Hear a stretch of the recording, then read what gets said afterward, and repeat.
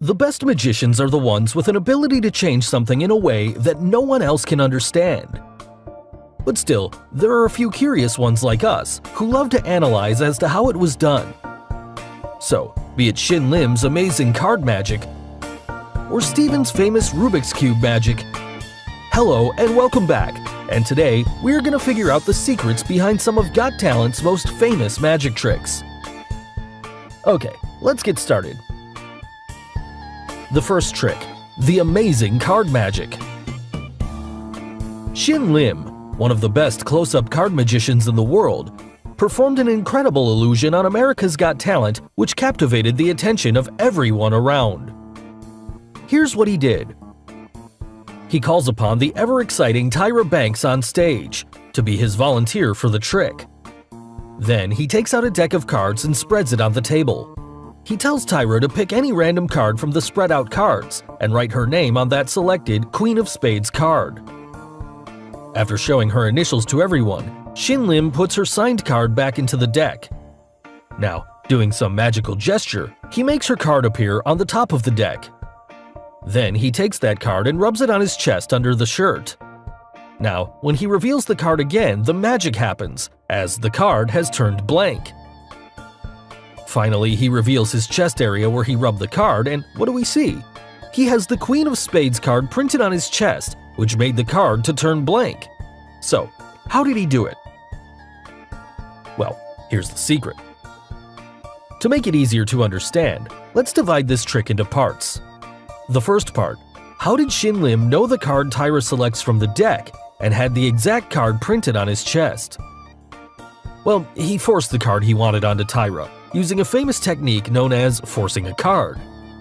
Also, if you observe carefully, no one inspected the deck of cards spread out on that table, where every single card in that deck was a Queen of Spades.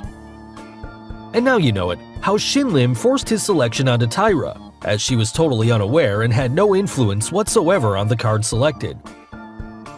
So, it was obvious that he already knew in advance which card she'll pick, so he got the real tattoo of that Queen of Spades card printed just before the performance started. Also, if you see this image of him on the red carpet, just before the show, some part of that tattoo is seen printed on his chest area. Now, some of you would only imagine why Tyra's name is missing from that printed tattoo? Well, we'll leave this part for the comments section. Moving on to the next part. After he puts the signed card back into the middle of the deck, how did he make that card to magically appear at the top of the deck? Well, the deck you see is another deck, and Shin Lim, during this moment, exchanged the deck for this part of the trick. But from where did he bring the other deck? The table comes in picture here, and it has a hidden shelf on its side, inside which the gimmick deck was hidden, which he secretly switched when the camera moved away from him. Also, the black tablecloth concealed the view of the secret shelf. Now, once he switches the deck, the card you see at the top of the deck is a gimmick card. It is one single card which has a flap at the end of it to make it seem like a real deck when viewed from the front. So this is where he inserts Tyra's card, that is, below this gimmick card. Also, there is a crease in the middle of the gimmick card, which lifts it slightly and makes the card easier to fold, when he palms over and conceals it under his hand and then quickly gets rid of it. So, this is how he made the card to appear on the top. Finally, after picking up Tyra's signed card, how does he make the card blank by rubbing it on his chest? Actually, it's a simple one. In this deck, there was a blank card already placed under the top gimmick card, and he inserted the signed card in between. So, the blank card was placed under Tyra's card, and he carefully picks up both the cards. Also, if you see here, this frame confirms there's a blank card under Tyra's card. Now, to make the magic happen, when he's seen putting Tyra's card under his shirt, at this moment, he leaves Tyra's card inside his shirt. Also, the shirt has a secret pocket underneath where he quickly drops that signed card with the support of his left hand. He does this while pretending to rub the card on his chest, so this makes his hands free and creates the illusion of the card turning blank. Finally, after revealing the tattoo, when he brings his hands back toward the printed card on his chest, at this moment, he gets hold of that signed card from the secret pocket and pushes it into his mouth. All this happens in a fraction of a second to create this amazing illusion. The second trick, the Rubik's Cube magic. Stephen Brundage, one of the best Rubik's Cube magicians in the world, performed a trick on America's Got Talent which puzzled everyone around. Here's what he did. He brings 2 bags and goes to the judges' table to start performing the trick. From the first bag, he takes out a solved Rubik's Cube, randomly mixes up all its 6 sides, and puts it back into the bag. A few seconds later, when he takes the cube back out with his right hand, it was now a solved cube, and then crushes the bag to confirm that there was no other cube present inside. Thereafter, he takes out another solved cube from the second bag, randomly mixes it up, and also lets Simon to mix it up at any random times before putting it back into the bag. Now, similar to the previous one, the cube was solved when he takes it out from the bag, and then comes the main part of the trick. He takes out Simon's randomized cube from the bag and tells him to cover it up on all 6 sides. Finally, he mixes up the solved Rubik's Cube which he took out from the bag and turns it to match Simon's randomized cube on all 6 sides. So, how did he do that? Well, before revealing the secret, if you haven't subscribed to our channel yet, make sure to subscribe and hit the bell icon so that you get instant notifications of our new video uploads. Now, let's quickly get to the secret. The trick consists of 2 parts, the one involving the first bag and then the second bag. If you observe closely, after taking out the solved cube from the first bag, he rotates it 6 or 7 times before putting it back in the bag. Well, there's no illusion for this part. However, when he takes out the cube again, he indeed solved the cube one-handed in a few seconds. And Stephen, being a professional Rubik's Cube solver, he remembered those 6 to 7 moves and had practiced it many times to solve it in a few seconds using only his right hand. Now, for the second part, here the trick involves misdirection along with the skills. When he takes Simon's mixed up cube, here, if we pause the frame, just remember this side of the cube. Remember the 4 adjacent yellows. Now he puts Simon's cube into the bag and takes out a solved cube, and then the randomized unsolved cube and hands it over to Simon. Also at the end, when he matched up both cubes, none of its 6 sides matched with the cube Simon had mixed up. Yes, the one with the 4 adjacent yellows. So it's obvious, before he put Simon's cube inside the bag already had 2 cubes, the one in a solved state and another, the unsolved cube, prepared as per what Stephen wanted. Finally, he knew the moves, so he mixes up the solved cube in a very quick time, and indeed, the 2 cubes match to perfection. So now we know it. Simon's mixed up cube, after he puts it inside the bag, he secretly puts it on the floor in a move of misdirection during this moment.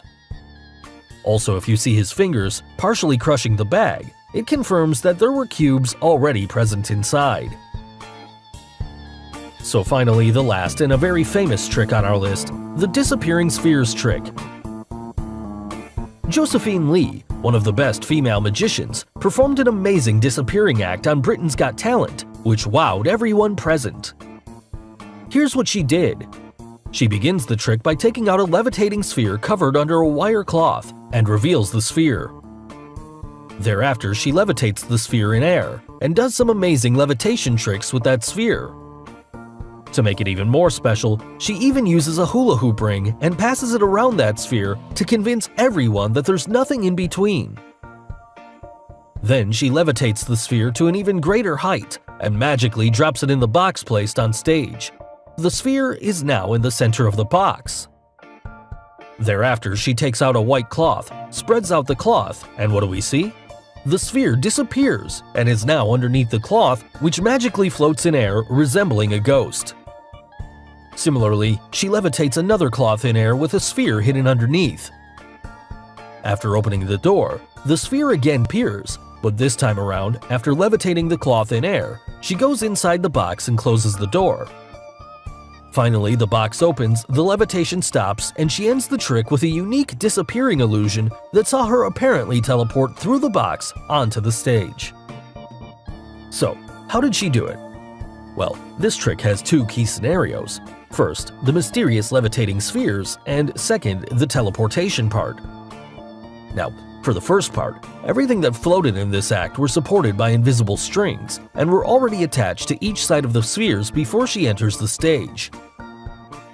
The strings were connected through the box in such a way that the right end of the strings passed through the top of the opened box, while its left end went through the hole in the right side of the box.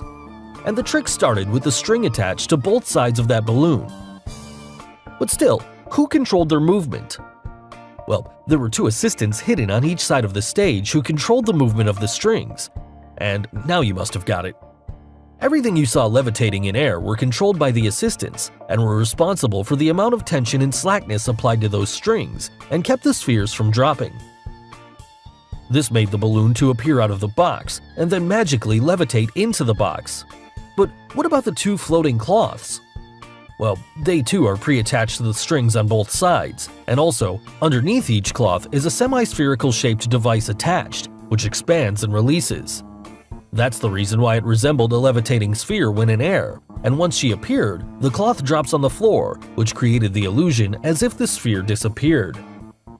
Now, regarding the hula hoop, she was able to rotate the hula hoop around the sphere up and down without affecting the string on the left and right side of the sphere. But what about the disappearing spheres inside the box? Well, to understand this, we need to look at the next part of the trick, the teleportation part. Now, the box placed at the end of the stage has a built-in mechanism with a secret hidden compartment at its base. Also, inside this compartment is Josephine's look-alike assistant who was hidden all this while. Yes, she was the one who made the spheres to appear and disappear by placing and hiding it inside the compartment. Also at the end, when Josephine spreads out the curtain, here, she quickly gets inside the curtain while her look-alike assistant was the one who goes inside the box, which made the act look convincing to the viewers. Finally, Josephine reveals herself to end this amazing illusion.